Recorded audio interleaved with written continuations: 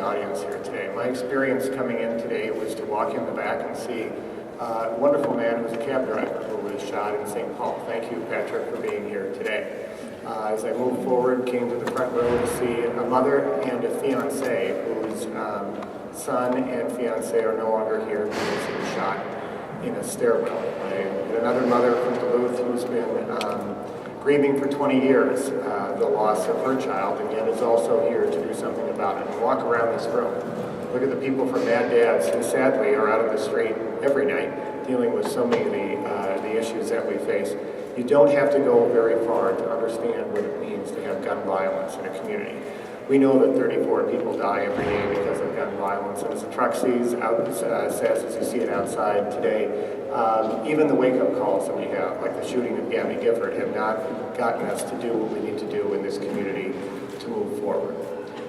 Now, about a year ago, people were deeply concerned in this community about an upturn in violence, and the violence in this community had led to increased numbers of murders in our city. We were deeply, deeply concerned about this. As we looked at it, we recognized that this was something different than what we'd seen before. It wasn't the youth violence that we had done so much to prevent. It wasn't some of the community-based issues. It was a few very bad offenders who had too much access to guns and who somehow thought it was safer for them to take that gun, pick it up, and walk outside than it was for them to leave their gun at home.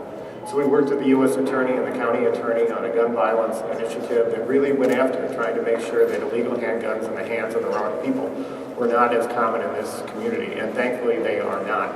Because of that initiative, gun violence dropped more than 20% in this community. We're going to keep doing that work.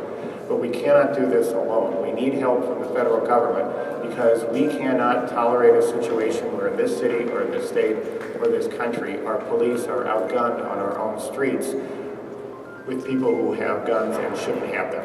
So what we're asking for is some common sense work done in Washington to make sure that we protect those who protect us and that we don't allow handguns to be in the hands of people who have committed violence or who have significant mental illness.